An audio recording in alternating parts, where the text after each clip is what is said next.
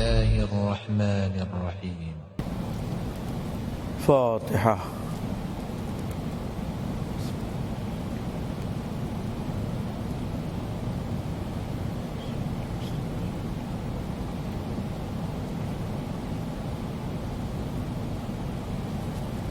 اعوذ باللہ من الشیطان اللعین الرجیم. بسم اللہ الرحمن الرحیم. الحمد للہ رب العالمین. الصلاة والسلام علی اشرف الانبیاء والمرسلین سیدنا و نبینا و مولانا بالقاسم محمد. اللہم صلی علی محمد و آل محمد و آلہ الطیبین الطاہرین المعصومین المنتجبین المنتخبین المطہرین الذين اذهب الله عنهم الرجس وطهرهم تطهيرا. اللهم صل على محمد وآل محمد لا سيما بقية الله في الأراضين واللعن على أعدائهم أجمعين من يومنا هذا إلى قيام يوم الدين. أما بعد فقد قال الله سبحانه تبارك وتعالى في محكم كتابه وقوله الحق. بسم اللہ الرحمن الرحیم. قل هو اللہ احد اللہ الصمد لم یلد ولم یولد ولم یکن له کفوا احد. اللہم صلی علی محمد وآل محمد. ہمارے محترم ناظرین اور سامعین، ہم نے جس مختصر سے سورہ کی تلاوت کا شرف حاصل کیا ہے، یہ سورہ توحید کے نام سے جانا جاتا ہے. یہ صحیح معنوں میں ایسا سورہ ہے کہ جس کو قلب قرآن بھی کہا جاتا ہے، اس لیے کہ یہ سورہ شناس نامہ ہے، شناخت ہے. اگر ہم اپنے پروردگار کو پہچاننا اور پہچانوانا چاہتے ہیں تو اس سورہ توحید کے ذریعے سے ہم اپنے پروردگار کا تعارف کرا سکتے ہیں. جب رسول اکرم سے اللہ سبحانہ تبارک و تعالی کے سلسلے میں سوال کیے گئے تو یہ سورہ نازل ہوا اور اپنے حبیب کو مخاطب کر کے خداوند عالم کہتا ہے، قل، اے میرے رسول آپ ان سے کہیے، هو اللہ احد، وہ ایک ہے، اللہ الصمد، اور وہ بے نیاز ہے، لم یلد، وہ کسی کا باپ نہیں ہے، ولم یولد، اور وہ کسی کا بیٹا نہیں ہے، وَلَمْ يَكُنْ لَهُ كُفُوًا أَحَدٌ، اور اس کا کوئی مثل نہیں اور کوئی اس کی برابری نہیں کر سکتا. توحید اصل میں جان دین اسلام ہے. اگر توحید کو صحیح معنوں میں انسان سمجھ جائے تو پورا دین اس کی سمجھ میں آ جائے گا. توحید ایک ایسی حقیقت کا نام ہے کہ جس سے انسان اپنے آپ کو بھی پہچان سکتا ہے، اور جب وہ اپنے آپ کو پہچان لے گا تو اپنے رب تک اس کی رسائی آسان ہو جاتی ہے.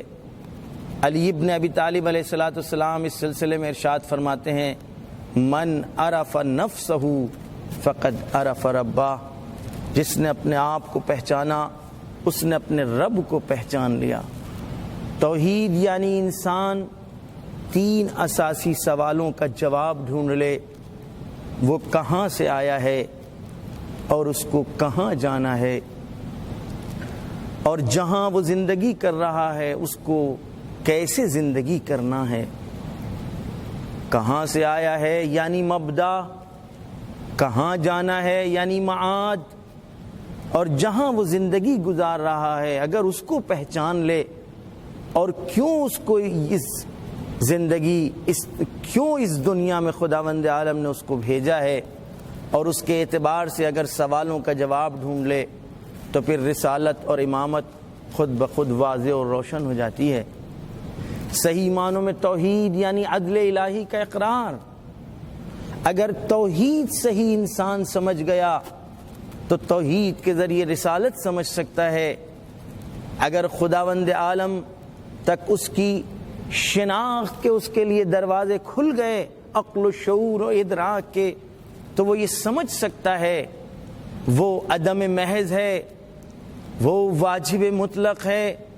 کیسے ممکن ہے کہ یہ عدم محض واجب مطلق سے تعلق حاصل کر لے اور اس سے کسب فیض کر سکے؟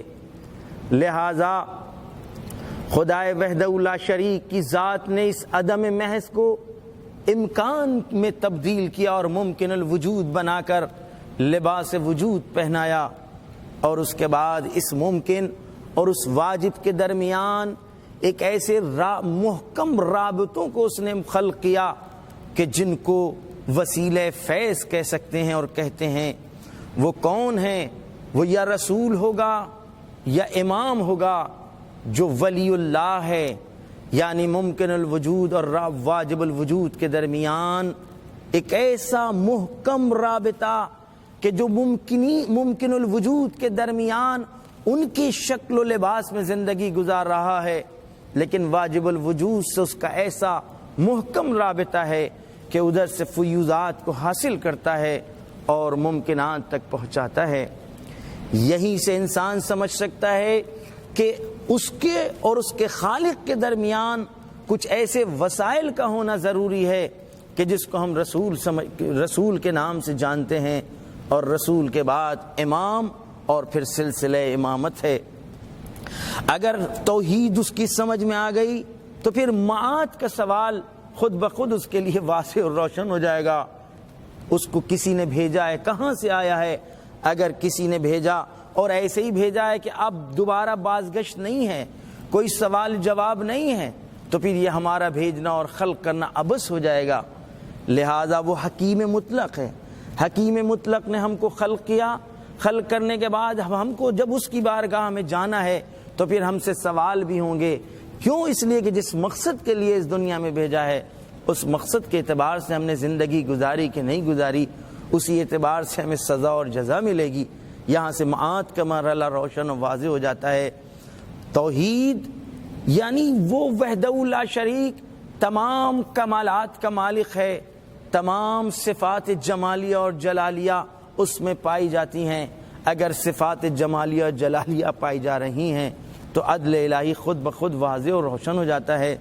لہذا توحید ایک ایسی حقیقت ہے کہ اگر توحید واضح ہے تو پورا دین اسلام واضح ہے، اور انسان توحید کی حقیقت سے اگر آشنا ہو گیا اور اگر معرفت توحید اس کے لیے حاصل ہو گئی تو پھر انسان کا جو عقیدہ ہے وہ عقیدہ محکم اطمینان میں تبدیل ہو جاتا ہے، اور جب اس کا یقین اور اطمینان بہت بالا ہو تو پھر اس سے جو اقدام سرزد ہوں گے وہ اقدام خود اس کے عقیدے کی عکاسی کر رہے ہوں گے۔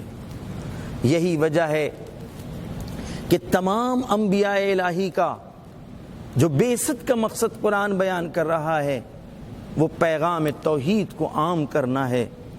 ان اعبدوا اللہ واجتنبوا الطاغوت۔ آدم سے لے کر خاتم تک جتنے انبیاء اور جتنے پیغمبر آئے سب کا اہم ترین کام یہ تھا اللہ کی وحدانیت کو لوگوں کے درمیان پیش کرنا، اور صرف اس کا اقرار نہیں تھا بلکہ تمام جھوٹے خداؤں کا انکار بھی ضروری تھا۔ یہی وجہ ہے کہ توحید دو اساسی کلموں سے مل کر کے بنا ہے، لا الہ الا اللہ۔ پہلے انکار کرنا ہوگا تمام جھوٹے خداؤں کا اور پھر اقرار کرنا ہوگا اس وحدہ لا شریک اور حقیقی خدا کا۔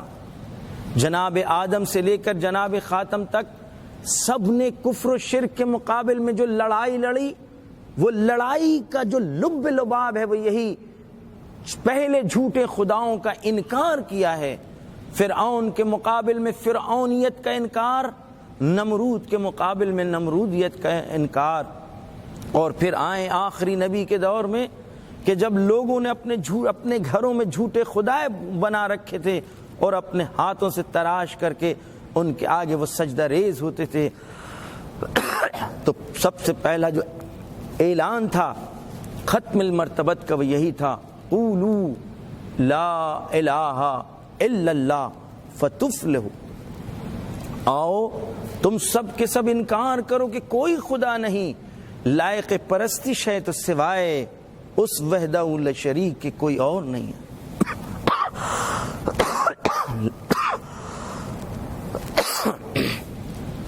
صلوات بھیجی محمد وآل محمد، اللہم صلی علی محمد۔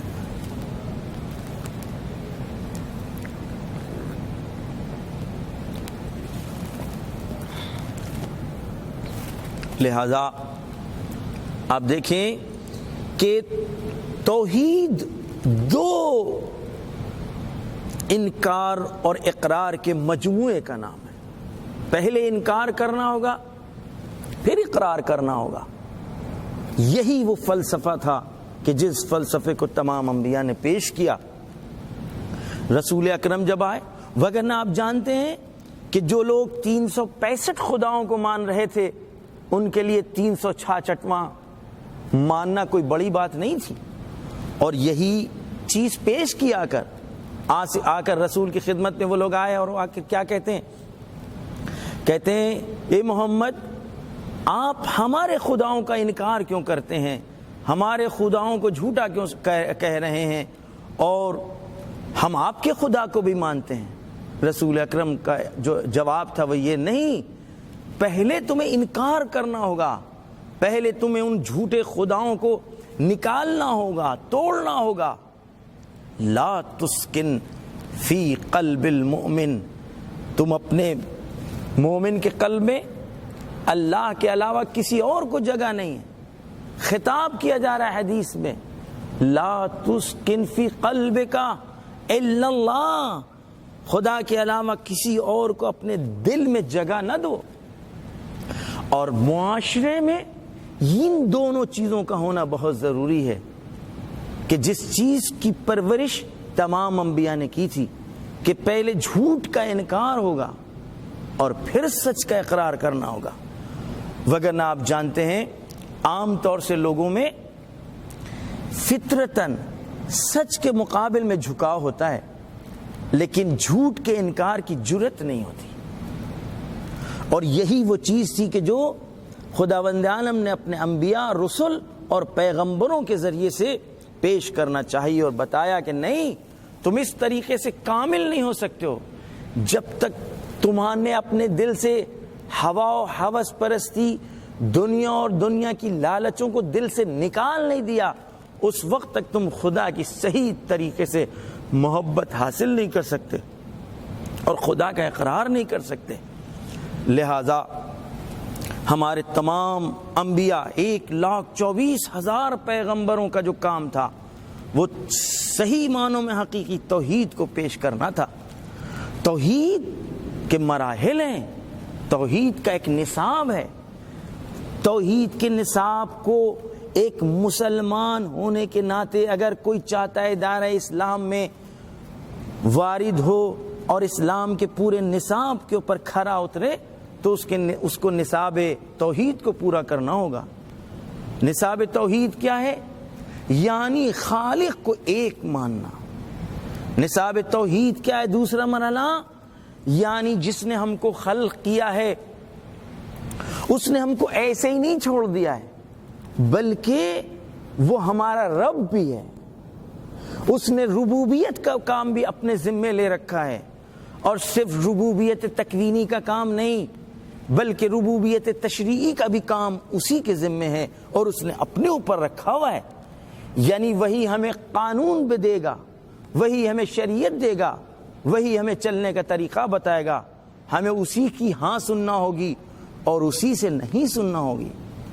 لہذا یہاں تک مراحل توحید رکے نہیں ہیں اگر نصاب توحید پر کھرا اترنا ہے۔ سب سے پہلے واجب الوجود ایک، جو واجب الوجود ہے وہی ہمارا خالق ہے، جو ہمارا خالق ہے وہی ہمارا رب ہے، رب تکوینی، یعنی اس پورے نظام کو اسی نے خلق کیا ہے کہ جس نے ہمیں پیدا کیا ہے، اور جس نے ہمیں پیدا کیا اس نے ہم کو چھوڑ نہیں دیا، بلکہ ہمارے لیے قانون بھی وہی بتائے گا اور بنائے گا اور معین کرے گا۔ لہٰذا یہاں تک بھی ہم کو توحید کا اقرار کرنا ہوگا، اور جب یہاں تک پہنچے کہ رب تکوینی بھی وہی، ربوبیت تشریعی بھی اسی کے ذمے کہ جو ہمارا خالق ہے، جو واجب الوجود ہے، تو پھر لائق پرستش وہی ہوگا۔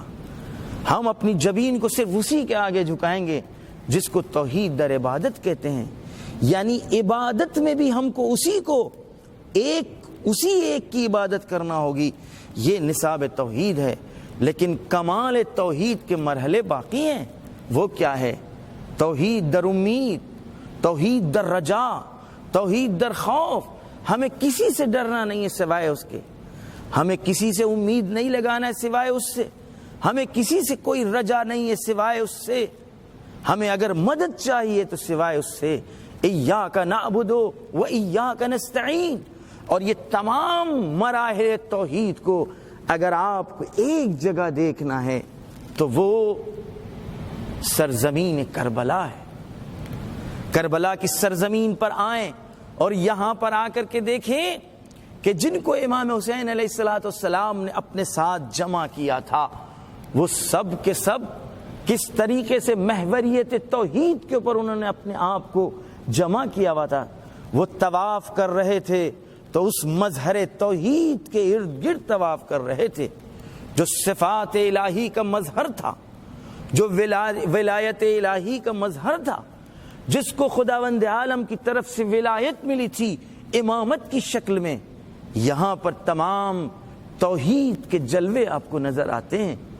شاید یہی وجہ ہے کہ اگر تمام انبیاء کا کام توحید کے پیغام کو پیش کرنا تھا تو رسول اکرم نے ان تمام انبیاء کی زحمتوں کو مد نظر رکھتے ہوئے آپ نے بھی اسی پیغام توحید اور کاروان توحید کو آگے بڑھایا، اور اسی روشنی میں آپ نے ارشاد فرمایا ہے، حسین منی وانا من الحسین، میرا حسین مجھ سے ہے اور میں حسین سے ہوں۔ یعنی اگر توحید کا یہ پورا کاروان کہ جس کاروان کو آدم سے لے کر ہم تک اس کاروان کو پہنچایا اور کاروان کو ہم نے اس منزل تک لگایا، اگر اس عمارت توحید کی تعمیر آدم سے لے کر ہم تک سب انبیاء نے انجام دی ہے، تو اس عمارت توحید کی بقا کا کام حسین ابن علی کا ہے، اولاد فاطمہ کا ہے۔ حسین منی وانا من الحسین، شاید اسی چیز کی طرف اشارہ ہو۔ یعنی اگر پوری شریعت محمدی کو پیش کرنا، تعمیر کرنا رسول اکرم کا کام تھا، تو پھر اس شریعت محمدی کی بقا کا کام امام حسین علیہ السلام نے اپنے ذمے لے رکھا ہے۔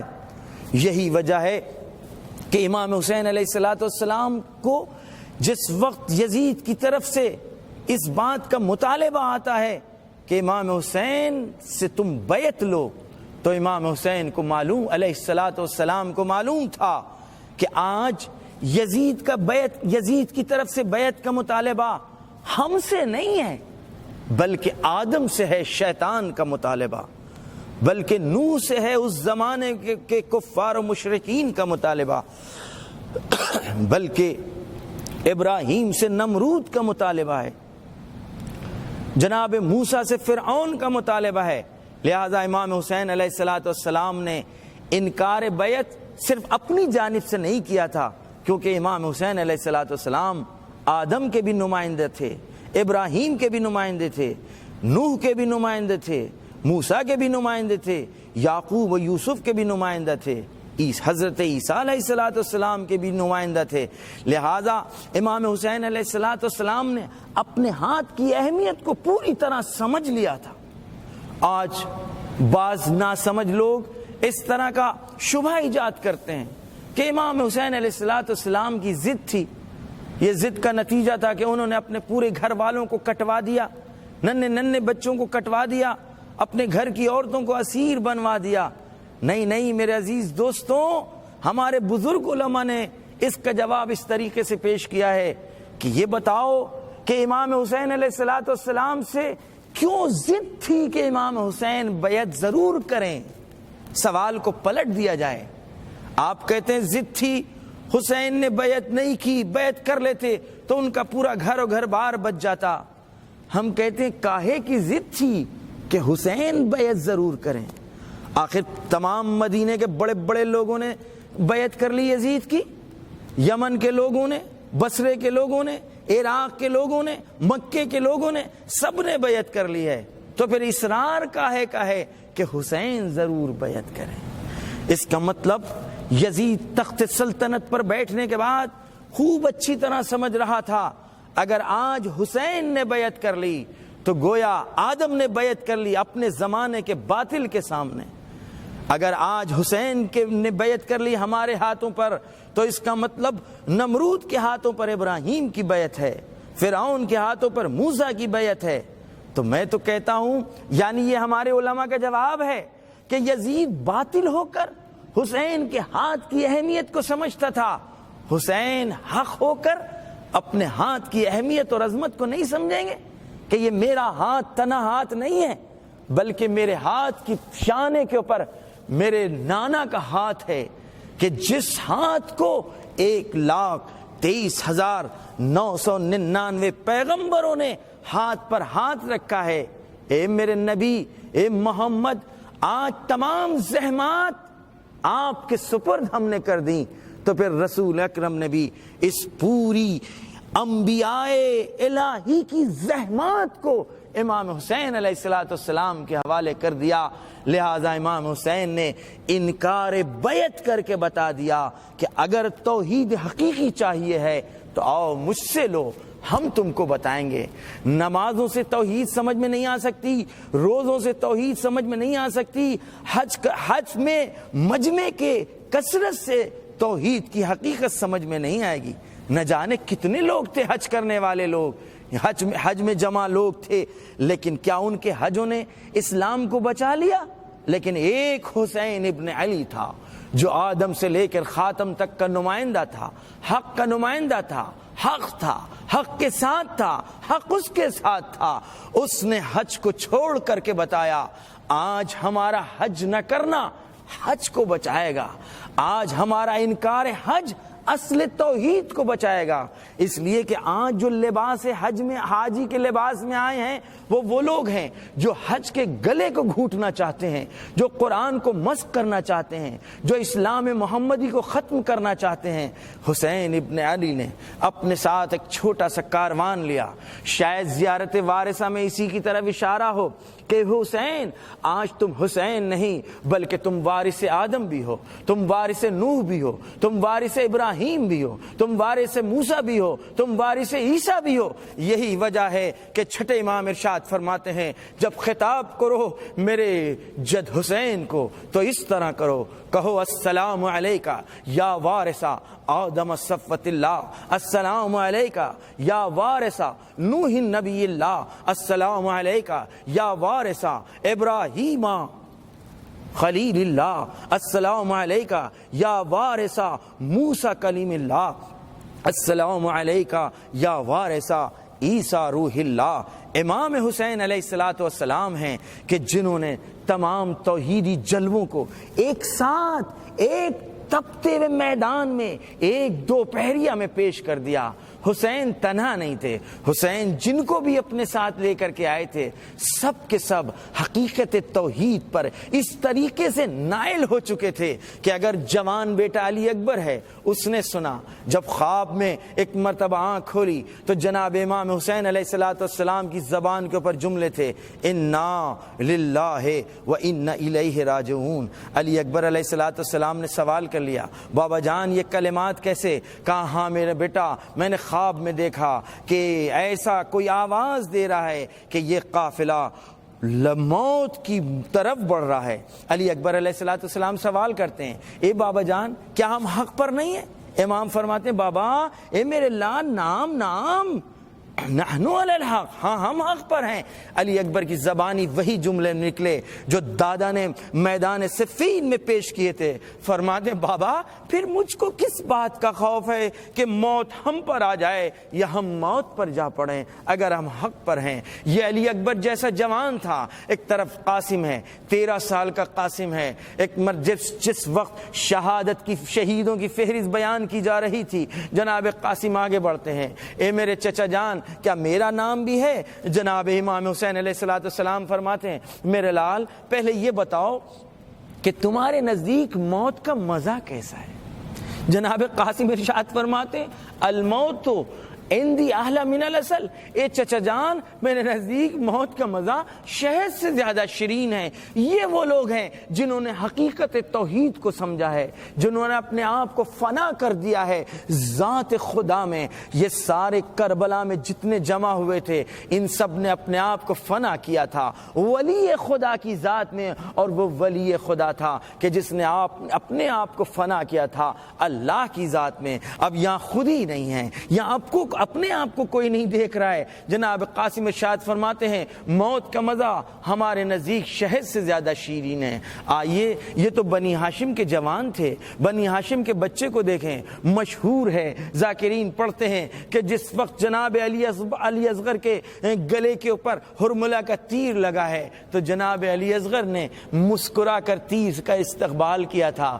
شاید یہ مسکراہٹ سے بتانا چاہتے ہوں اے باطل تم چاہتے ہو حقیقت توحید کو مٹا دو، جلوے توحیدی کو ختم کر دو، نہیں تم ہمارے گلے پر تیر تو لگا سکتے ہو، ہمارے جوانوں کے سینوں کو چھلنی تو کر سکتے ہو، لیکن توحید کے سینے کو کبھی چھلنی نہیں ہونے دیں گے۔ یہی وجہ ہے حسین ابن علی کے جو چاہنے والے جمع تھے، غلام ہوں آقا ہوں، سب کے سب ایک ہی ان کا مقصد تھا، وہ مقصد تھا ولی خدا کی راہ میں اپنے آپ کو قربان کر دینا۔ کیوں؟ اس لیے کہ یہ ولایت الہی اس کو ملی ہوئی ہے۔ آئیے تازہ مسلمان جو 14 دن پہلے امام حسین کے ہاتھوں پر مسلمان ہوا ہے، جناب وہب ہیں، ان کی ماں ہیں، ماں کی ممتا کوئی بھلا سکتا ہے؟ کیا ماں کی ممتا کا کوئی انکار کر سکتا ہے؟ لیکن کربلا کی ماں کو ہزاروں لاکھوں سلام ہو جنہوں نے اپنی فطرتوں کے مقابل میں آ کر گویا اس حق شناسی کے مقابل میں فطرت کی محبت کو بھی قربان کر دیا۔ جناب وہب کی ماں کے سامنے جب وہب کے سر کو کاٹ کر کے لشکر باطل سر کو پھینکتا ہے تو ایک مرتبہ ماں آگے بڑھتی ہے، ماں کی ممتا ہے، سینے سے ایک مرتبہ اپنے بیٹے کے سر کو اٹھاتی ہے، بوسہ لیتی ہے اور اس کے بعد دشمن کی طرف پھینک دیتی ہے۔ جو قربانی راہ خدا میں دے چکے اس کو ہم واپس نہیں لیا کرتے ہیں۔ یہ وہ ماں ہے جناب وہب کی جو تازہ مسلمان ہے۔ کربلا آخری دن، کربلا کی وہ شب عاشور ہے کہ جس میں خیام اصحاب حسینی میں ایک مرتبہ گفتگو ہو رہی ہے۔ یہاں جناب امام حسین اور جناب زینب سلام اللہ علیہا دونوں بھائی بہن گفتگو کر رہے ہیں۔ ایک مرتبہ بہن نے بھائی سے پوچھا اے بھیا کیا اپنے اصحاب کا امتحان لے لیا ہے؟ کیونکہ جناب زینب کے سامنے اپنے بھائی حسن کی تنہائی موجود تھی، اپنے باپ کی تنہائی موجود تھی، لہذا ایک مرتبہ جناب زینب اپنے بھائی سے پوچھ رہی ہیں یہ خبر حبیب تک کسی نے پہنچا دی؟ حبیب ایک مرتبہ اصحاب کے پاس آتے ہیں، کہتے ہیں تم لوگ اپنے خیموں میں بیٹھے ہو، ہماری زندگیوں کا کیا فائدہ؟ رسول کی علی کی بیٹی اور رسول کی نواسی کو اطمینان نہیں ہے، اضطراب کی کیفیت میں ہے۔ ایک مرتبہ اصحاب حسینی اپنے خیموں سے باہر آتے ہیں، جناب زینب کے خیمے آ کے سامنے آ کے کھڑے ہو جاتے ہیں، تلواروں کو باہر نکالتے ہیں، اپنے گلے پر رکھ لیتے ہیں۔ اے بنت علی اگر آپ حکم دے تو آپ کے حکم سے اپنے سروں کو خود اپنے ہاتھوں قلم کر دیں۔ یہ وہ اصحاب حسینی ہیں جن کے لیے امام حسین نے کہا فرمایا جیسے اصحاب مجھ کو با وفا ملے نہ نانا کو ملے، نہ بابا علی کو ملے، نہ بھائی حسن کو ملے۔ کربلا ہے کہ جس نے توحید کو باقی رکھا ہے، کربلا ہے کہ جس نے عدم دین کا جو لوگ چرچا مچا رہے تھے، جو لوگ دین کا انکار کر رہے تھے، شریعت کا انکار کر رہے تھے، ان کے مقابل میں کربلا والوں نے دین کو بچایا ہے، اسلام کو بچایا ہے، حقیقت توحید کو بچایا ہے۔ لہذا آج اگر کربلا کی یاد ہم منا رہے ہیں تو صحیح معنوں میں اپنی شخصیت اور اپنی ہویت کی حفاظت کر رہے ہیں۔ تو ہماری شناخت، ہماری شخصیت، ہماری پہچان دین ہے، شریعت محمدی ہے۔ اے کاش کے مسلمانوں کے لیے یہ بات واضح ہو جاتی، اگر دنیا کے سامنے کربلا کی یاد سارے مسلمان مناتے تو اسلام کی عظمت اور حقانیت کے لیے کافی تھا کہ یہ کیسا دین اسلام ہے جس کے لیے حسین نے اپنے آپ کو قربان کر دیا، اپنے جوانوں کو قربان کر دیا، اپنے بچوں کو قربان کر دیا۔ ہاں میرے عزیز دوستو، شب عاشور کا ایک منظر اور زحمت تمام، ایک مرتبہ جلتے میں چراغ بجھا دیے، فرماتے جس کو جانا ہے چلا جائے لیکن کوئی نہیں جاتا۔ ایک مرتبہ زہیر فرماتے، اے میرے آقا اگر 70 مرتبہ ہم کو زندگیاں ملے، ہر زندگی آپ پر قربان ہو جائے، ہر نئی زندگی میں ہم آپ کے ساتھ رہنا گوارا کریں گے۔ ہمیں وہ زندگی نہیں چاہیے کہ جو آپ کے بغیر ہو۔ جزاکم اللہ خیر الجزا۔ تمام بیویاں اپنے بچوں کو اپنے اپنے خیموں میں لا کر سمجھا رہی ہیں۔ ام لیلہ علی اکبر کے لیے پاس، ام رباب جناب قاسم کے بعد، لیکن ایک ماں ہے جو اپنے بچے کا گہوارہ جلا رہی ہے۔ وہ وقت بھی آ گیا عاشور کا جب حسین رخصت کے لیے نکل رہے، ام کلثوم آگے بڑھتی ہے، اے بھیا ارے آخری مرتبہ اور کوشش کر لیجئے، رباب کا کی بے بسی دیکھی نہیں جاتی۔ حسین نے علی اصغر کو لیا، میدان کا رخ کیا، اے قوم جفاکار تمہاری نظروں میں ہم خطاوار ہیں، لیکن اس بچے نے کیا خطا کی، آؤ اس بچے کو آ کر پانی پلا دو۔ جلتی بھی زمین پر علی اصغر کو لٹا دیا۔ ایک مرتبہ ننھے سے بچے نے اپنی سوکھی زبان پپڑے ہوئے ہونٹوں پر پھیرنا شروع کی، صدائیں بلند ہونے لگی، حسین سچ کہتے ہیں۔ عمر سعد بلند ہوتا ہے پشت فرس پر، اینا اینا ارملا اقطع کلام الحسین، ارے ارملا کا ہے کلام حسین کو قطع کر دے۔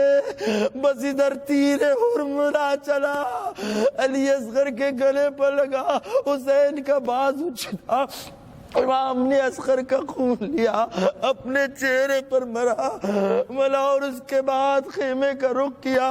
یہ وہ منزل ہے جہاں جلوہ توحید کو دیکھے۔ ایک مرتبہ ننھے سے بچے کا لاشا ہے اور خیمے کی طرف بڑھ رہے، انا للہ و انا الیہ راجعون، رضن بقضائک و تسلیما لامرک۔ ایک 7 مرتبہ کہتے ہیں آگے بڑھے اور پیچھے ہٹے۔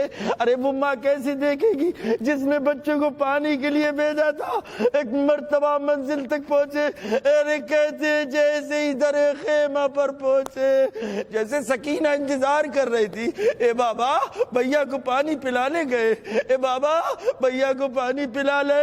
شاید بچی نے کہا بابا ہم بھی تو پیاسے۔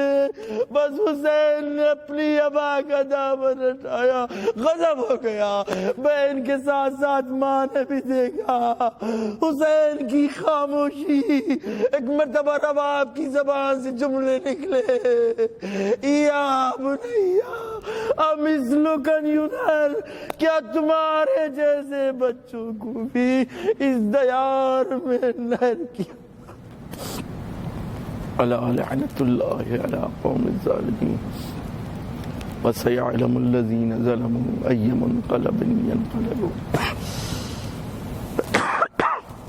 علی الحجة ابن الحسن صلواتك عليه وعلى آبائه في هذه الساعة وفي كل الساعة وليا وحافظا وقائدا وناصرا ودليلا وعينا حتى تسكنه أرضك تاوى وتمتعه فيها طويلا اللهم تقبل منا